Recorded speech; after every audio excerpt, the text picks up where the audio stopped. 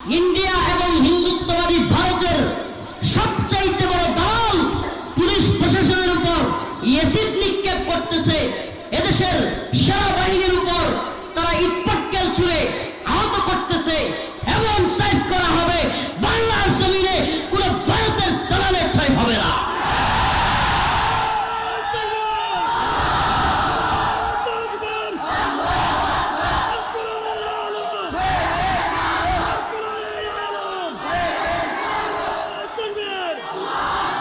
ইজ্জতের মালিক কে?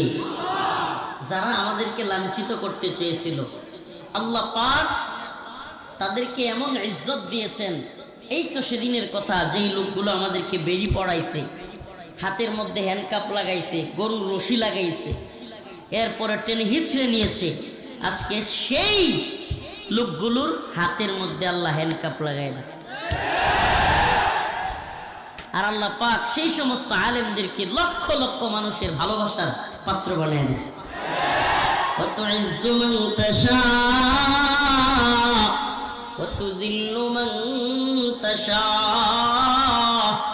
ইজ্জতের মালিক কে?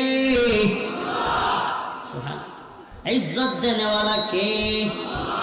হাসিনা কি পারবে? আল্লাহ যদি কারো ইজ্জত দেয়, হাসিনা লাঞ্ছিত করতে পারবে? উল্টা সে বলবে আমি অমুকের বেটি, তমুকের বেটি, পালাই না। আল্লাহ বলবে তোরে পালাইতে আমি বাধ্য করব। ফিরাউন নমরুদেই আল্লাহর কাছে কিছু না, আর তুই হাসিনা তো। সুবহানাল্লাহ, সুবহানাল্লাহ। এই জন্য ভয় করব কাকে? আজকে সাংবাদিকরা জিজ্ঞেস করতেছে, হুজুর আগে কিরকম কথাবার্তা বলতে পারতেন, এখন কথাবার্তা বলতে পারেন কি না? আগে মনে হয় বলতে পারতেন না, কি এই ব্যাপারে আপনি কি বলবেন? আমি বললাম, ভাই আমার এটা নিয়ে তেমন একটা মাথা ব্যথা নাই, কারণ আমি আগেও যা বলার বলছি, এখনো যা বলার বলি। একমাত্র আল্লাহকে পরোয়া করেই বলি, পৃথিবীর কোন ক্ষমতাসীনের পরোয়া করে আমরা কথা বলি না। ওই যেই কথা বললাম,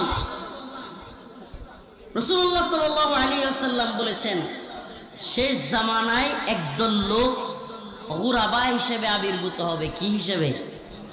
বাদা আল ইসলামু গরীবান ওয়া সায়াউদু কামা বাদা ফাতুবা লিল গুরাবা।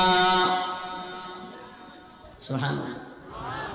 আল্লাহর রাসূল বলেছেন, ইসলাম অপরিচিত অবস্থায় ছিল, আবার সেই গুরাবাদের অপরিচিত অবস্থায় ফিরে যাবে।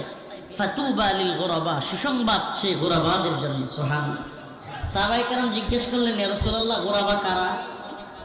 গুরাবা কারা? আল্লাহর রাসূল বললেন, আল্লাযীনা ইসলিহুন ইযা ফাসাদান নাস। সুবহানাল্লাহ। কয় না? মানুষ যখন ফিতনা ফাসাদে জড়ায়া যাবে, তখন যারা সেই সমস্ত মানুষদেরকে আহ্বান করে ডেকে দাওয়াত দিয়ে সংশোধন করে দিবে, তারাই হলো গুরাবা। সুবহানাল্লাহ। তাইলে গুরাবাদের কাজ কি? হাসিনা বাধা দিক, মোহাম্মদ নাসিম বাধা দিক, সিরাজগঞ্জেরই তো না, মরে গেছে কয়েকদিন আগে, আরেকটা মরছে আমাদের ওই নাইলতাবাড়ির এদিকে, মতিয়া চৌধুরী। মানুষে ডাকতো অগ্নিকন্যা। তো আমাদের এক ভাই ফেসবুকে পোস্ট করছে যে অগ্নিকন্যা আগুনের দিকে দৌড় মারছে। এরা যদি তওবা না করে, এই সমস্ত ভ্রান্ত দলগুলো থেকে তওবা না করে, মাপ না চেয়ে কবরে যায়, এরা কোথায় যাবে? কনফার্ম তওবা ছাড়া গেলে কোথায় যাবে? তো যেই কথা বলতেছিলাম, গুরাবাদের জন্য রাসূল বলেছেন সুসংবাদ। তাইলে গুরাবা কারা? যারা ফিতনার জামানায় নিজে শুধু সংশোধন হয় না, বরং অন্যান্যদেরকেও সংশোধন করে দেয়। কি করে দেয়? তো এই জন্য আমরা কি আল্লাহকে ভয় করব, নাকি পৃথিবীর তাগুতি শক্তিকে ভয় পাবো? ভয় করব কাকে? তো ওই সেই কথাই চলে যায়। আবার মনে আছে যে ওই যে ডাক্তারের কাজ কি? আসসালামু আলাইকুম, কেমন আছেন ভাই? আপনার শরীর স্বাস্থ্য ভালো? কিন্তু যখন দেখে রোগীর কি লাগবে, অপারেশন লাগবে, তখন সেই ডাক্তার আর সালাম আর মুস্কি হাসি দিয়া বৈশা থাকে না। এবার একটা চাকু নেয়, অনেকগুলো অস্ত্র নেয়, প্রয়োজনে পেট কাটে, প্রয়োজনে গলা কাটে। কথা কয় না রে? সেম ভাবে উম্মতের উলামায়ে কেরামের দায়িত্ব হলো সেই অপারেশন থিয়েটারের ডাক্তারের মতো এই উম্মাহ যেখানে দেখবে মুসলিম উম্মাহ নির্যাতিত নিপীড়িত, যেখানে দেখবে মানুষের মধ্যে জুলুম অত্যাচার চলতেছে, প্রয়োজনে মাথায় হাত বুলাবে, সালাম দিয়া দাওয়াত দিবে। কিন্তু যদি ছাত্রলীগ কিংবা বর্তমান ইন্ডিয়া এবং হিন্দুত্ববাদী ভারতের সবচাইতে বড় দল চট্টগ্রামে যারা আস্ফালন শুরু করেছে, আজকে মুসলিমদের ঘরবাড়িতে দোকানপাটে গিয়ে জয় শ্রীরাম বলে মুসলিমদের দোকানপাট ভাঙচুর করতেছে, এদেশের পুলিশ প্রশাসনের উপর এসিড নিক্ষেপ করতেছে, এদেশের সেনাবাহিনীর উপর তারা ইটপাটকেল ছুঁড়ে আহত করতেছে, যদি এটাই চলতে থাকে, আমাদের ভূমিকা ছিল তাদেরকে নিরাপত্তা দেয়া। আমাদের অনেক সহজ সরল ভাইরা তাদেরকে মূর্তি পূজার সময় নিরাপত্তা দিয়েছে। কিন্তু এটাও মনে রেখো, আমরা যেমন সালাম দিয়ে মুচকি হাসি দিয়ে কথা বলতে জানি, যদি এই বাংলাদেশকে অস্থিতিশীল করবার পায়তারা করো, দাঙ্গা দাঙ্গা খেলা খেলো, আমরা চাই না এদেশে হিন্দু মুসলিম দাঙ্গা লাগুক। কিন্তু এভাবেই যদি মুসলিমদের দোকানপাটে আক্রমণ করতে থাকো, সবগুলোকে এমন সাইজ করা হবে, বাংলার জমিনে কোনো ভারতের দালালের ঠাঁই হবে না।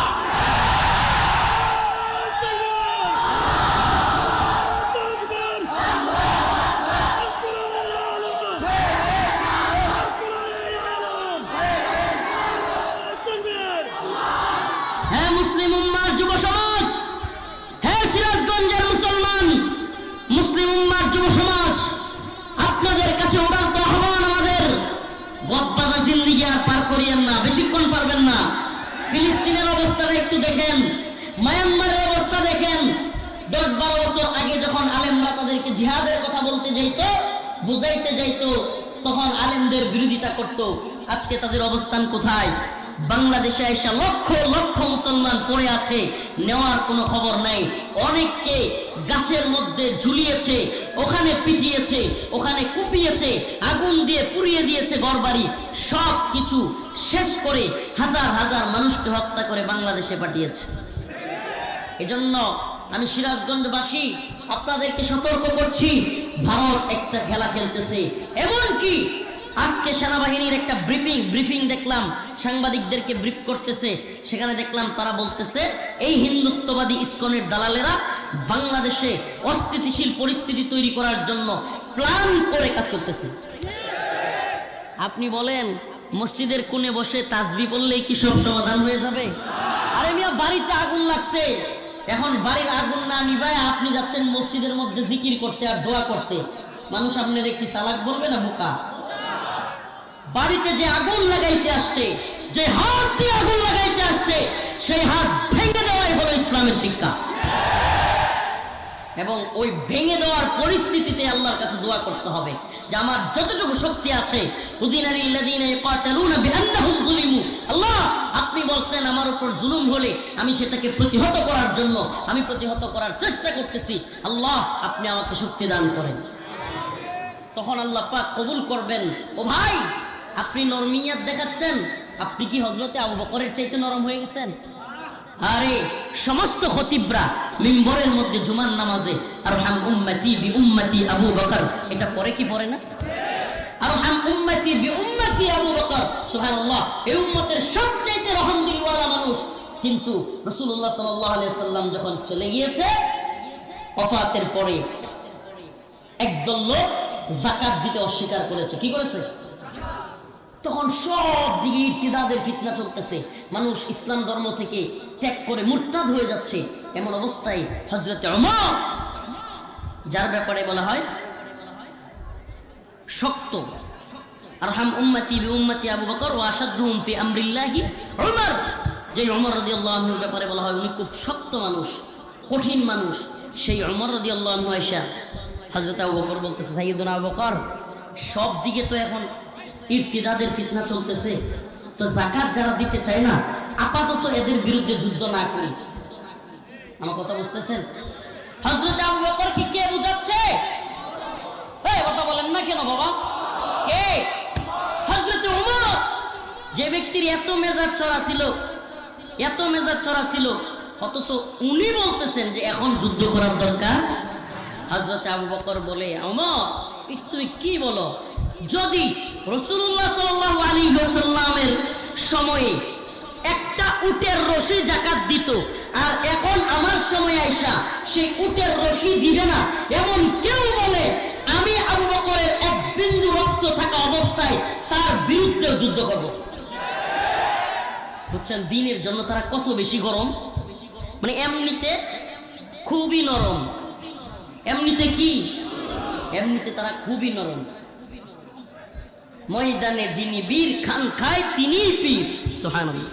রাতের আধারে তিনি পীর, আল্লাহর দরবারে বিগলিত নয়নে বিনয়ের সাথে এত বেশি দরদওয়ালা হয় তারা, কিন্তু দিনের বেলায় ইস্পাত কঠিন মনোবল নিয়া মুহাম্মাদুর রাসূলুল্লাহ ওয়াল্লাযীনা মা'হু আশিদ্দাউ আলাল কুফফার রুহামাউ বাইনাহুম। আল্লাহ বলেন মুহাম্মাদুর রাসূলুল্লাহ এবং তার সাথে যারা ছিল তার সহপাঠীরা আশিদ্দাউ আলাল কুফফার, তারা কাফের মুশরিকদের ব্যাপারে ছিল শক্ত, কি ছিল? রুহামাউ বাইনাহুম, নিজেরা নিজেদের মধ্যে কেমন ছিল? দরদি। কি বুঝলেন? হযরত আবু বকর এমনিতে কত দরদি, কিন্তু যখনই যাকাত অস্বীকার করলো, দরদি আছে না খেপে গেছে? এবার আসেন হযরত ওমরের ঘটনা শুনেন। হযরত ওমর তখন রাদিয়াল্লাহু আনহু, তখন তিনি খলিফাতুল মুসলিমিন, মিম্বরের মধ্যে ভাষণ দিচ্ছেন। খলিফাতুল মুসলিমিন মিম্বরের মধ্যে কি দিচ্ছেন? এমন অবস্থায় এক লোক দাঁড়ায় গেছে, ইয়া ওমর, খুতবা দেওয়া অবস্থায় দাঁড়ায় গেছে, ইয়া ওমর তোমার গায়ে জামা দুইটা কেন? আমার কথা বুঝতেছেন না মনে হয়? হযরত ওমর খলিফাতুল মুসলিমিন, তাকে এক লোক দাঁড়ায় প্রশ্ন করতেছে মসজিদের মিম্বরে সব মানুষের সামনে, ওমর তোমার গায়ে জামা দুইটা কেন? আমরা প্রত্যেকেই বাইতুল মাল থেকে একটা একটা করে জামা পাইছি, তোমার গায়ে দুইটা কেন? হযরত ওমর তার ওনার ছেলে আব্দুল্লাহকে দাঁড়াইতে বললেন, বেটা তুমি একটু ওনার কথার জবাব দাও। হযরত আব্দুল্লাহ ইবনে ওমর দাঁড়ায় গেলেন, বললেন, ও প্রিয় ভাই, আমার বাবার গায়ে যে দুইটা জামা দেখতেছো, আমার বাবাও বাইতুল মাল থেকে যে বন্টন একটাই পেয়েছে, কিন্তু আমার বাবাকে আমার পরনের যে জামাটা, আমার বাগের যে জামাটা, আমি সেটা আমার বাবাকে দিয়ে দিয়েছি। বাকস্বাধীনতা বুঝছেন? মসজিদের মিম্বরে বা মাহফিলও যদি আমরা এলাকার কোনো চেয়ারম্যানরেও কেউ এইভাবে দাঁড়ায় গিয়া কয়, ও মিয়া, নিজেরা খাইতাম পাই না, আর তুমি দেখা যায় বিরাট জামা কাপড় পরছো, এটার পরের দিন মনে আর পাওয়া যেত না, খুঁজে পাওয়া যাইব? হ্যাঁ, অথচ খলিফাতুল মুসলিমিন উনাকে বলতেছে আপনার গায়ে জামা দুইটা কেন? উনি রাগও করেন নাই, ধমকও দেন নাই, হুমকিও দেন নাই, উনার ছেলেকে বলছেন জবাব দেওয়ার জন্য। উনার ছেলে বলছে, ভাই আমার পরনের যে জামাটা ওইটা আমার বাবাকে আজকে দিয়ে দিছি। সুবহানাল্লাহ কেন? অথচ সেই ওমর, একটা ছোট্ট ঘটনা বলি। এক লোক জমি নিয়ে ঝগড়া লাগছে, নামদারি মুসলমান ইয়াহুদির সাথে। তো ইয়াহুদি এবং ওই মুসলিম নামদারি ব্যক্তি দুইজনে মিলে ঝগড়া লাগছে। তারা প্রথমে হযরত আবু বকরের কাছে বিচার নিয়ে গেছে। বিচারের ফাইসালা হযরত আবু বকর ইয়াহুদির পক্ষে দিয়েছেন। কার পক্ষে? ইসলামের সৌন্দর্য এটা, দোষী যেই হোক ইসলামের বিচারে, কাফের হইলেও, দোষী মুসলমান হইলেও বিচার কাফেরের পক্ষে যাবে, এটা ইসলামের সৌন্দর্য। সুবহানাল্লাহ। তো হযরত আবু বকর ইয়াহুদির পক্ষে রায় দিয়েছেন। এই নামদারি মুসলমান এর এই রায় পছন্দ হয় নাই। কি হয় নাই? এই রায় তার পছন্দ হয় নাই। সে বলে, আমি মানব না, আমি মুহাম্মদুর রাসূলুল্লাহর কাছে যাব সাল্লাল্লাহু আলাইহি ওয়াসাল্লাম। এবার গেছে মুহাম্মদ আরবির কাছে। এবার রাসূলুল্লাহ সাল্লাল্লাহু আলাইহি ওয়াসাল্লাম বিচার করছে সেম টু সেম।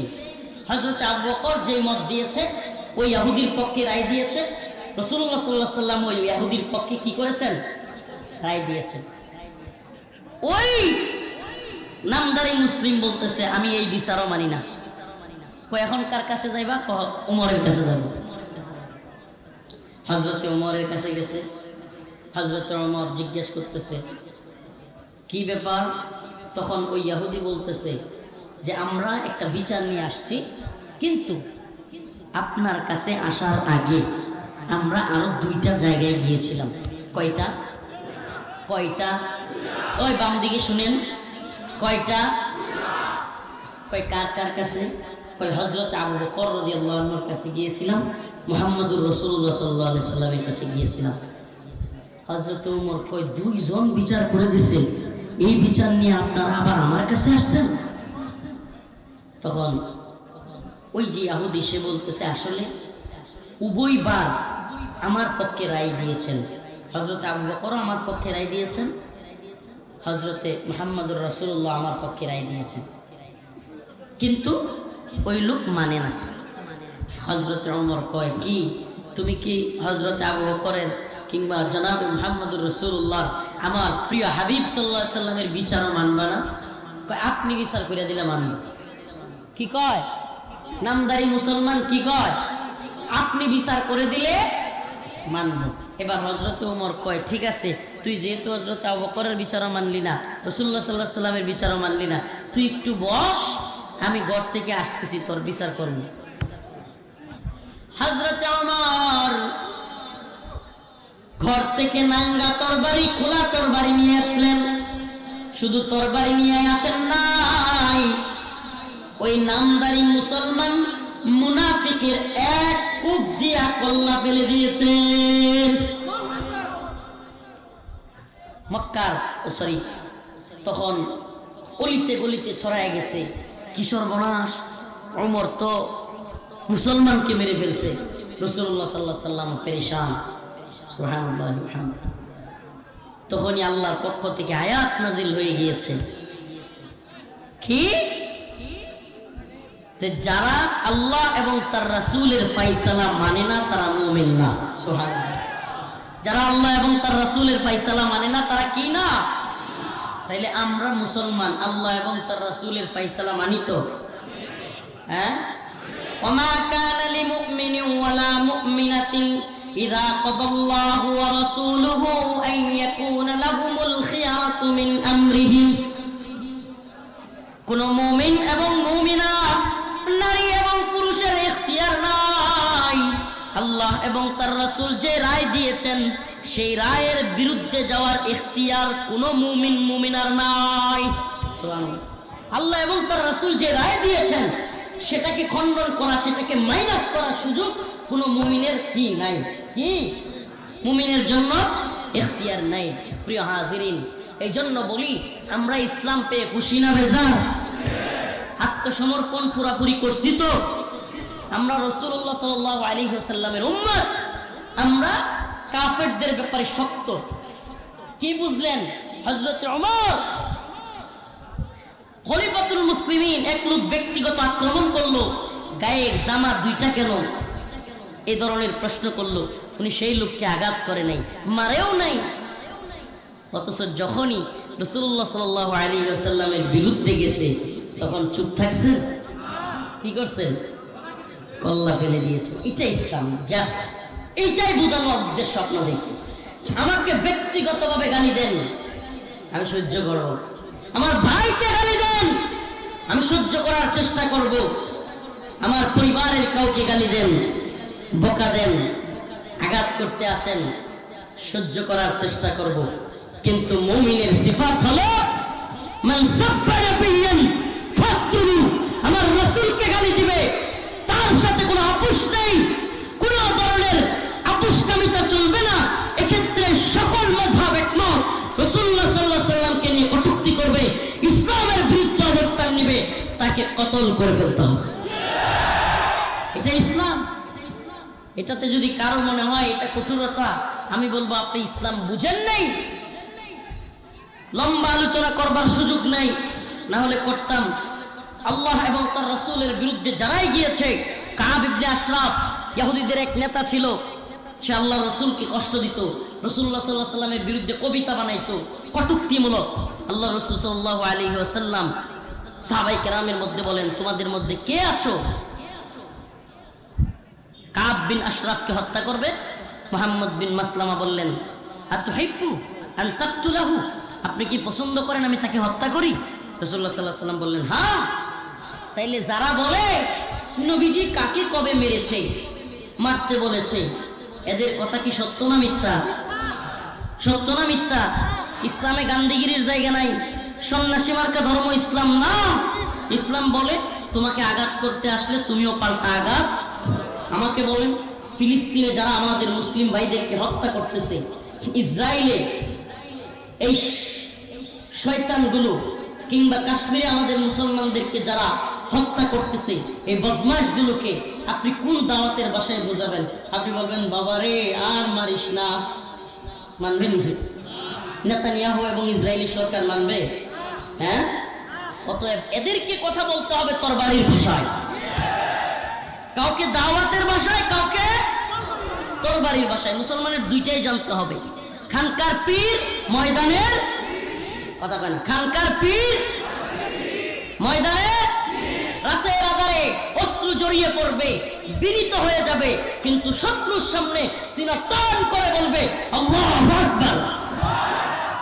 মোরা কামানের মুখোমুখি দাঁড়িয়ে আল্লাহু আকবার বলবই, আসুক না যত বাধা, যত ঝড় সাইক্লোন, রাসূলের পথে মোরা চলবই।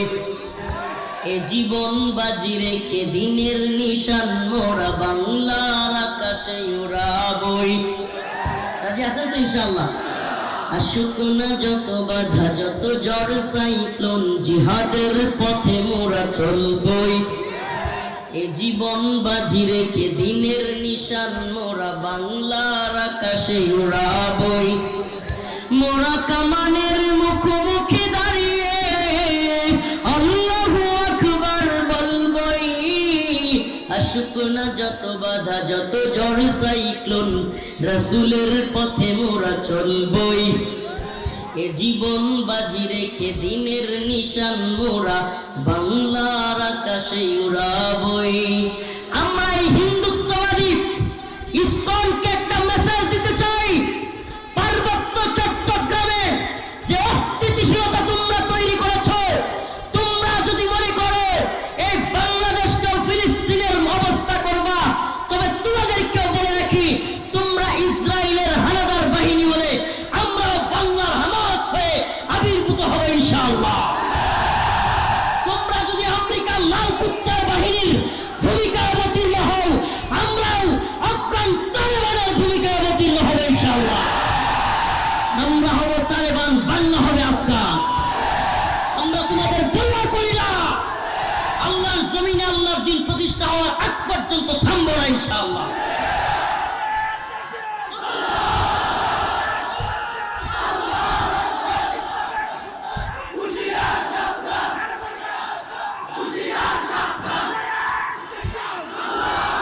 আমাদের স্পষ্ট একটা মেসেজ, স্পষ্ট ইসকন এবং ভারতীয় দালালদের প্রতি। সেনাবাহিনীর উপর আক্রমণ করা হয়েছে, পুলিশদেরকে রক্তাক্ত করা হয়েছে, মুসলিমদের ঘরে দোকানে ঢুকে ঢুকে তাদের দোকান ভাঙচুর করেছে। এটা তো ভারতে দেখা যেত, বাংলাদেশে কিভাবে আসলো? তোরা বেশি বেড়ে গেছিস। আমরা কিন্তু দাঙ্গা পছন্দ করি না, আমরা চাই বাংলাদেশে শান্তিপূর্ণ সহাবস্থান। কিন্তু যদি তোমরা মনে করো দাঙ্গার ভয় দেখাবা, দিল্লির ভয় দেখাবা, আরে মুসলমান আমেরিকার ভয় করে নাই, মুসলমান ইসরায়েলের ভয় করে নাই, নেটো জোটের ভয় করে নাই, মুসলমান দিল্লিকেও ভয় করে না। আফগানের মোল্লারা কি করেছে? রাশিয়ার সোভিয়েত ইউনিয়নের দাম্ভিক অহংকার পতন ঘটায়া নাকে খত দিয়া বিদায় করেছে, সোভিয়েতকে খানখান করে দিয়েছে। আফগানে আমেরিকা, ব্রিটেন, ইউরোপ, নেটো জোট সহ এসে নাকে খত দিয়া পালাইতে বাধ্য। তোমরা মনে করো ইসরায়েল এবং আমেরিকার ভূমিকায় তোমরা অবতীর্ণ হবে, আমরা হামাস এবং তালেবানের ভূমিকায় অবতীর্ণ হবে ইনশাআল্লাহ। আমরা তো শাহাদাতের নজরানা পেশ করার জন্য তৈরি আছি, এই দুনিয়ায় আমরা বাঁচতে আসি নাই। তোরা বলবি আমরা ভারতের সাথে পারবো না, আমি বলবো আমরা তো শাহাদাতের জন্যই তৈরি। তবে এটাও মনে রাখিস, যুগ যুগে প্রমাণ হয়েছে সংখ্যায় বড় আর লোক বেশি থাকলেই বিজয়ী হওয়া যায় না। আল্লাহ বলেছেন কাম মিন ফিয়াতিন কালিলা গালাবাত ফিয়াতান কাসীরাতান বিইذنিল্লাহ। আল্লাহ পাক আল্লাহর উপর ভরসা রাখা ছোট্ট ছোট্ট দলকে বড় বড় দলের বিরুদ্ধে বিজয় দান করেন। তোরা তো বলেছিলি 24 ঘন্টায় হামাসকে মিটিয়ে ফেলবি, 48 ঘন্টায় হামাসকে নাস্তানাবুদ করে দিবি। কিছুদিন পরে তোরা কি দেখলি? হামাস গাজায় উপর দিয়া যেমন এক শহর করেছে, সুরঙ্গের মধ্যেও আরেক শহর তৈরি করেছে। আল্লাহর বান্দাদেরকে শেষ করা যায় না, এটা আল্লাহর ওয়াদা। আল্লাহর ওয়াদা ইন্নাল্লাহ হাশতারা মিনাল মুমিনিনা আনফুসাহুম ওয়া আমওয়ালাহুম বিআন্না লাহুমুল জান্নাহ ইকাতিলুনা ফি সাবিলিল্লাহ ফায়াকতুলুনা ওয়া ইউকতালুন ওয়াদান আলাইহি হাক্কান ফিত তাওরাতি ওয়াল ইনজিল ওয়াল কুরআন। আল্লাহর ওয়াদা। আরে জর্জ ডব্লিউ বুশ যেদিন বলেছিল আফগানকে মাটির সাথে মিশায়া দিবে, আলেমরা গিয়া বুঝাইতেছিল মোল্লা ওমর বাদ দেও, উসামারে দিয়া দাও, তাও আফগানিস্তানকে মাটির সাথে মিশানোর দরকার নাই। মোল্লা ওমর রাহিমাহুল্লাহ চিৎকার দিয়ে সেই ঐতিহাসিক কথা বলেছিলেন। ও প্রিয় আলেম সমাজ, আমি আপনাদের কাছে বলি, আমি দেখবার চাই জর্জ ডব্লিউ বুশের ওয়াদা সত্য নাকি আমার রব্বে কাবার ওয়াদা সত্য। আমি দেখবার চাই জর্জ ডব্লিউ বুশের ওয়াদা সত্য নাকি আমার রবের ওয়াদা সত্য। সুবহানাল্লাহ। মোল্লা ওমর রাহিমাহুল্লাহ দেখে যাইতে পারেন নাই, কিন্তু আমরা দেখেছি 2021 সালে এসে প্রমাণিত হয়েছে জর্জ ডব্লিউ বুশ এবং তাদের প্রেতাত্মাদের ওয়াদা মিথ্যা, আমার আপনার রবের ওয়াদা সত্য। বুশের চালাচামুন্ডারা নাকে খত দিয়া মোল্লা ওমরের লোকদের কাছে মাথা নিচু করে পায়ে হাত দিয়ে যে বাবা তোমরা জঙ্গি না, তোমরা যোদ্ধা, তোমাদের কাছে হার মানলাম। যাদেরকে জঙ্গি বইলা ঢুকছিল এদেরকে স্বাধীনতাকামী বইলা বাপ দায়িকা নাকি খত দিয়া বিদায়। তো আল্লাহ পাক আমাদেরকে হিম্মত দান করুক। আস্তে আস্তে বলি, এবার চট্টগ্রামের যে হালত, আল্লাহ না করুক অচিরেই এদের এখন মাথা খারাপ হয়ে গেছে। মানে হাসিনা ছিল তাদের একটা খেলনা পুতুল, মানে একেবারে শখের পুতুল বলে না, শখের পুতুল ভাঙ্গিয়ে গেলে যেমন মাথা নষ্ট হয়ে যায়, এখন এদের অবস্থা হয়েছে এরকম। হাসিনা চলে যাওয়ার পরে বন্যা দিয়ে দেশবাসীরে বাসায় দিতেছে, যা মন চায় তা করতেছে, দেখতেছেন না, পাগলা কুত্তা হয়ে গেছে। এখন এই পাগলা কুত্তার দল বিভিন্নভাবে চেষ্টা করছে, আনসার লীগ দিয়া চেষ্টা করছে, রিক্সা লীগ দিয়া চেষ্টা করছে, কত কিছু দিয়া চেষ্টা করে দেখছে, পারে না। এখন কি করতে চাচ্ছে? এখন ইসকনকে নামাইছে। এই ইসকন হলো ভারতের দালাল, রয়ের দালাল। এই ইসকনকে বাংলাদেশে নিষিদ্ধ করতে হবে। ছাত্রলীগকে নয়, ইসকনকে নিষিদ্ধের ডাক আসতে পারে। আমি আপনাদের কাছে জানতে চাই 2024 সালের 5ই আগস্ট যেইভাবে সমস্ত ডাক একত্রিত হয়ে আপনারা সাড়া দিয়েছেন, আবারও যদি ইসকনের বিরুদ্ধে ময়দানে নামতে হয়, নামতে রাজি আছেন তো ইনশাআল্লাহ? রাজি আছেন তো ইনশাআল্লাহ? আমাদের দাবি একটাই, বাংলাদেশে এই জঙ্গি সংগঠন, সন্ত্রাসী সংগঠন ইসকনকে নিষিদ্ধ করতে। আমাদের দাবি কি? ইসকনকে নিষিদ্ধ করতে। সবাই হাত তুলে বলেন ইসকনকে নিষিদ্ধ করতে। আমাদের প্রাণের দাবি। আর যদি না করো, প্রয়োজনে আমরা চট্টগ্রাম অভিমুখে লং মার্চ ঘোষণা করে ইসকনকে নিষিদ্ধ করেই ছাড়বো ইনশাআল্লাহ।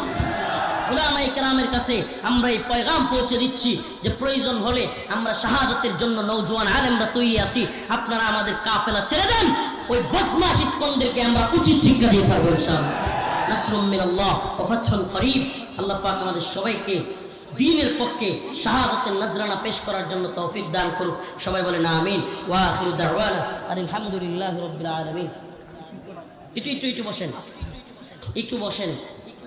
এই মাদ্রাসার ফায়দার জন্য আপনারা তো কালেকশনটা, আমি যেহেতু দ্রুত বসে গেছি হয় নাই, আপনারা একটু আমার কথায়, আমি মুসাফির মানুষ, দোয়া করবো, দোয়া কবুল হবে। মুসাফিরের কথায় একটু রুমাল গেলে আবার কিছু করে তাড়াতাড়ি আমার জন্য, কারণ আমি দ্রুত বসে গেছি, কালেকশন করতে পারে না এরা। একটু বসেন, বসেন একটু বসেন, তাড়াতাড়ি একটু কিছু দিয়ে যান। এই মুসাফিরের কথা ফেলে দিয়েন না। দোয়ার আগে আপনারা একটু দান সৎকা করেন। মুসাফির, আমি সফরের মধ্যে আছি, মাজলুম মানুষ, ইনশাআল্লাহ দোয়া করবো আপনাদের জন্য।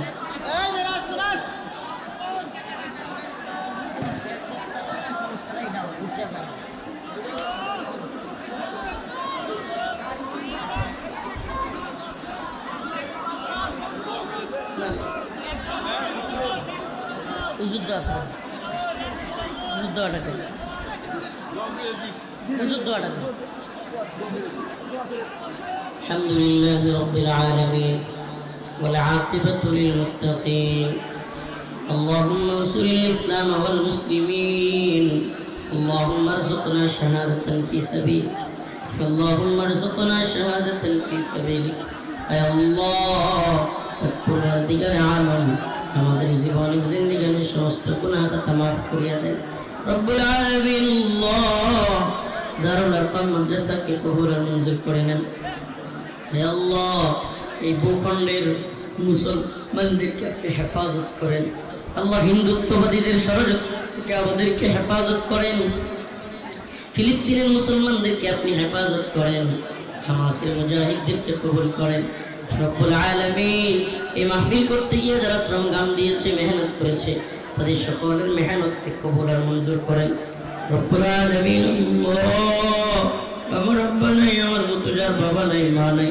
তাদের বাবা মা কবরকে জান্নাতের বাগান বানায়া দেন এই এলাকার মানুষকে দিনদার পরহেজগার মুত্তাকি বানায়া দেন যারা অসুস্থ তাদেরকে সুস্থতা দান করেন অভাবীদের অভাব দূর করেন ঋণগ্রস্তদের ঋণ পরিশোধ করার তৌফিক দান করেন রব্বুল আলামিন আল্লাহ সমস্ত ভূখণ্ডের মুসলিমদেরকে হেফাজত করেন সুবহান রাব্বিকা রব্বিল ইজ্জাতি আম্মা ইয়াসিফুন সালামুন আলাল মুরসালিন আলহামদুলিল্লাহ আলহামদুলিল্লাহ আলহামদুলিল্লাহ আলহামদুলিল্লাহ